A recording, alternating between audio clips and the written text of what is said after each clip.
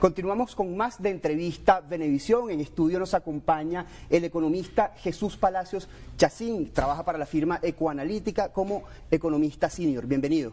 Gracias, Ibrahim, por la invitación al programa. Siempre un gusto compartir.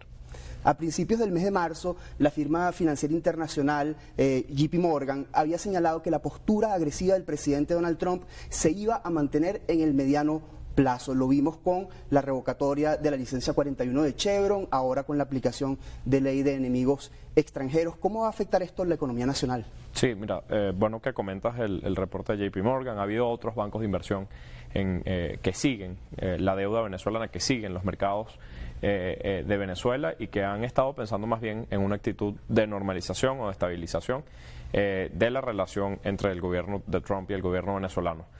No ha sido así. Efectivamente, lo que comentas es justamente la consecuencia, un resultado de que no hay una política más de normalización, sino de nuevo pareciera de escala, a pesar de que tuvimos señales tempranas, por ejemplo, de que llegaban los vuelos migratorios a Venezuela, y eso parecía justamente que se daba una política de distensión en las relaciones. Lo que tuvimos a principios de marzo fue justamente la respuesta a una revocatoria a la licencia de Chevron, que en el caso de Ecoanalítica nosotros estimábamos que iba a durar al menos 6 meses, lo que se llama el wind down, que es ese tiempo en el que está el desmontaje de operaciones, y esta revocatoria de la licencia 41 justamente habla de un wind down que es apenas hasta el 3 de abril, es decir, que estamos a escasos 15 días de que ya pase a ser revocada la licencia. Eso tiene un impacto fuerte en nuestras proyecciones porque, aun cuando nosotros pensábamos en el escenario base que era probable que hubiera esta revocatoria de licencia, que el tiempo de desmontaje de operaciones no sea 6 meses, sino solamente de algunas semanas, hace que los impactos se sientan de forma menos gradual de lo que anticipábamos, ¿no? Los impactos de los que hablamos es, sobre todo un efecto inmediato en los descuentos a los que se comercializa el crudo venezolano, porque hay que decirlo, hoy en día casi el 50% del crudo venezolano se comercializaba hacia Estados Unidos y Europa. Eso es una realidad muy distinta a hace un poco más de 2 años, cuando teníamos grandes descuentos en la comercialización de crudo que se hacía hacia el sudeste asiático. Venezuela exportó entre el 2019 y 2022, cuando fue la etapa más fuerte de sanciones, una gran porción de su petróleo, a su crudo, a destinos justamente en esa región, y había muchos intermediarios y había muchos, puentes para llegar al destino final, y eso, todo intermediario tenía un porcentaje de un fee por lo que hacían, ¿no? Entonces, obviamente los descuentos que llegaron a ser de 30% es una de las primeras exposiciones que tenemos con la revocatoria de la licencia, lo que te quiere decir que aún manteniendo los niveles de producción, probablemente el impacto en términos de ingresos esté por el orden del 20-30%, relacionado con los descuentos. Aunque, Ibrahim, y es un tema que hay que decir, también hay un efecto neto menor, porque hoy Venezuela pagaba a Chevron parte de la deuda que tenía en los años en los que Chevron no estuvo operando en el mercado, y ese descuento justamente estaba en lo que se producía, en lo que se comercializaba en Estados Unidos. Era un descuento no en precio, pero sí justamente en los ingresos, porque se descontaba una deuda. Entonces, por ahí es una forma también de compensar la pérdida de ingresos que vas a tener por los descuentos en precios, que ya no tienes en este escenario ningún pago de deuda. Ese pago de deuda que, como te digo, rondaba el 30% de lo que generaban las empresas mixtas de Chevron. Aquí en entrevista a Venevisión, Asdrúbal Oliveros había dicho que se iba a sentir el impacto de esta revocatoria de licencias más hacia el año 2026. Ahora, con este cambio de condiciones, ¿cree que se sienta en el 2025? Mira, aquí es un poco como vemos nosotros este efecto de caída, sobre todo si existe en la producción, ¿no? Hoy Chevron aporta a las empresas mixtas en las que participa 240.000 barriles al día. Si tú pasas por un escenario en el que la reinversión se complica, Chevron está aportando el 25% de la producción petrolera del país. Si sumas a las otras empresas occidentales, hablando de Repsol y Morel, estás llegando casi al 30% de la producción. Si tú presumes que va a haber una caída gradual de la producción a partir de abril, y eso es algo que hay que ver si termina ocurriendo, porque entendemos que hay capacidad de respuesta también de PDVSA y la administración local, bueno, el efecto justamente va a estar viéndose de cara al segundo semestre del año, una complicación o algunas limitaciones en el flujo de divisas que recibe el gobierno. Insisto, que el efecto más de corto plazo y que diferencia un poco de aquel análisis que hacía Asdrúbal hace unas semanas, porque todavía no estaba la revocatoria de esta licencia, es justamente que bueno, se recortó ese periodo en el que iba a operar Chevron. Entonces puedes empezar a sufrir el efecto de los descuentos más en el corto plazo. ¿Cómo va a afectar esto el mercado cambiario? ¿En cuánto se va a depreciar? Ya hemos visto una depreciación importante del bolívar. El Banco Central de Venezuela había ido deslizando el tipo de cambio. Esa brecha entre el Banco Central de dólar BCB y dólar paralelo llegó a estar por 32%, que es bastante amplio. Está ahora por el orden del 20%, justamente el tema del diferencial, que es algo que afecta mucho a los negocios y que nosotros todos los días tratamos con nuestros clientes, porque, bueno, responder a una pérdida de margen neto de cerca del 20%, casi ningún negocio hoy lo resiste, ¿no? Entonces estamos concentrados justamente en generar estrategias financieras que permitan responder a ese desafío que no es menor. Obviamente la primera pregunta que se hace todo el mundo es el tema de inflación, el tema del tipo de cambio, cómo impacta esta medida en eso. Yo no planteo un escenario apocalíptico porque creo que hay capacidad de respuesta a pesar de que se complique el tema de los flujos de ingresos petroleros del país.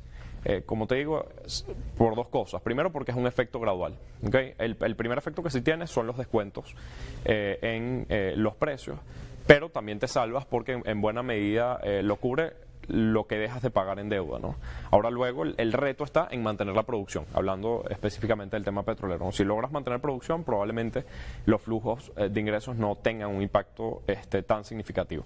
Pero bueno, si nos volteamos a hablar del mercado cambiario, obviamente llevado al extremo de pérdida de producción, en un año podrías perder ingresos por el orden de 3.000 millones de dólares, y eso podría ser un golpe a la estabilidad cambiaria si no se avanza quizás en medidas complementarias que faciliten que el sector privado oferte nuevamente las mesas de cambio oficiales de la banca comercial que tiene y opera a través de mesas de cambio y subastas por dólares, y medidas que justamente permeen o faciliten más el uso de los dólares de nuevo, ¿no?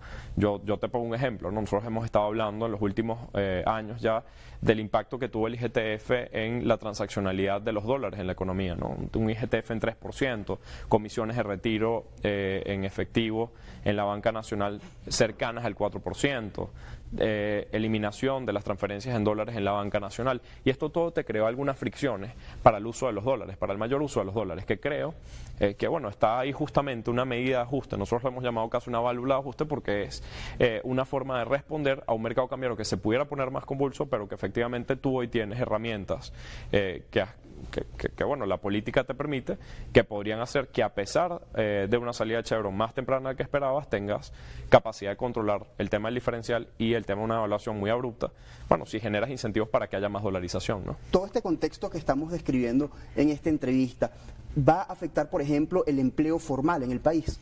Mira, bueno, obviamente los primeros preocupados serán los empleados de las empresas mixtas en las que opera Chevron y en las que opera, Repsol, Morel, que ahí todavía quedan dudas de cómo seguirán operando luego de abril. La realidad es que obviamente hay oferentes de servicios también nacionales, en servicios desde consultoría hasta campos o la operación directamente que se relaciona con Chevron, que operaban y que eran proveedores de servicios de Chevron locales, porque hay gente que ha salido diciendo que todos los proveedores de servicios de Chevron son extranjeros, y eso no es verdad.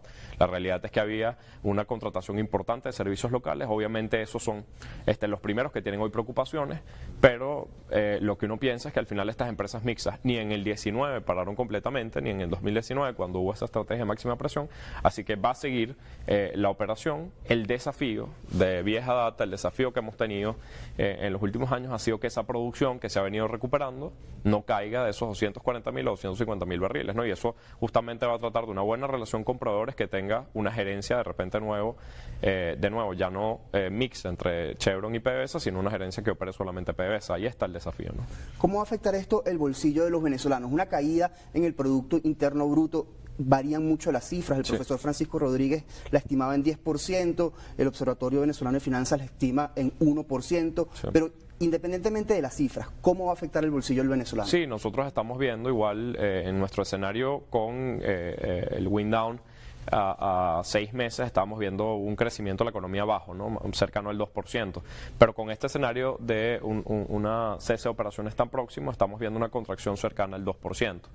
Eso tiene incidencias, no tiene incidencias en el consumo, tiene incidencias, sobre todo si lo relacionas también con un repunte de la inflación, que impacta en el poder de compra del venezolano, y eso, bueno, creo que tiene que ser de los principales puntos de atención ahora en las políticas públicas, justamente cómo generar un marco que, a pesar de esta situación, pues no impacte tanto en el poder de compra del venezolano promedio, que hay que decir, bueno, ya tiene una brecha importante entre lo que es el ingreso promedio y el costo de una canasta básica. Yo lo comento, ¿no? Que son más o menos $250 el ingreso promedio de una persona, y tienes la canasta básica de bienes y servicios, eso sí, de un hogar que en teoría está compuesto por cerca de 4 personas, de $1.250. Entonces ahí tienes un gap importante, ¿no? Una brecha que cubrir. Son 5 veces el ingreso de una persona, y en teoría un hogar lo componen 4, y los 4 están ganando ingresos de $250.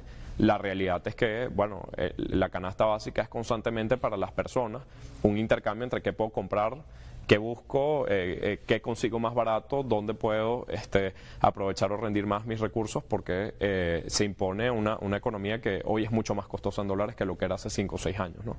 ¿En cuánto se estima la inflación en dólares? Al principio se decía que no había inflación en dólares, sí. Ahora es una realidad, sí hay inflación en dólares. ¿En cuánto se estima? Sí, nosotros los economistas hemos tenido que hacerme a culpa, porque es que es un concepto técnico que era difícil de entender y de digerir del todo, ¿no? Hablábamos primero de que era un proceso de apreciación cambiaria, que al final los productos en bolívares subían más fuerte de lo que subía el tipo de cambio, y eso hacía que las cosas en bolívares se encarecieran. Pero la realidad es que luego de 5 años, casi 6 ya, de dolarización transaccional, informal, como empezó inicialmente y se ha venido regularizando, bueno, has empezado a tener una dinámica de precios en dólares local, ¿no? De oferta, demanda. Bueno, si hay más productos en algún rubro, obviamente hay menos inflación en dólares, pero si hay un rubro más bien que es muy demandado y todavía la oferta es más o menos restringida, pues ahí tenías y tienes todavía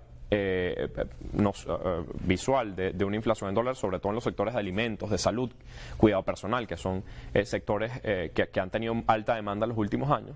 Bueno, ahí tienes un reflejo de demanda, que es que los precios se han podido seguir incrementando. El año pasado la inflación en dólares cerró por el orden del 12%, ¿okay? Es lo que estimamos en la firma, y este año estamos pensando que con este escenario pudiera subir a cerca de un 20, quizás 25%. Eso es algo que golpea directamente a los hogares, ¿no? Y que, bueno, limita justamente el poder de compra que puede tener cualquier persona, porque hay que decir que la inflación en dólares en Venezuela sea 4 o 5 veces el año pasado más alta que la inflación en dólares, por ejemplo, en Estados Unidos o en algún mercado que también maneje el dólar americano, justamente te muestra que la pérdida de poder de compra de los locales, el consumidor local, oye, es atípicamente fuerte o atípicamente más marcada que países en un contexto que también manejan el dólar, ¿no? Lamentándolo mucho, se nos acabó el tiempo, doctor Palacios. Gracias por habernos acompañado. No, gracias, Ibrahim, por la invitación a todos ustedes. Jesús Palacios Chacín, economista senior de la firma Ecoanalítica. A ustedes, gracias por su atención. Sigan con más de Noticias Venevisión.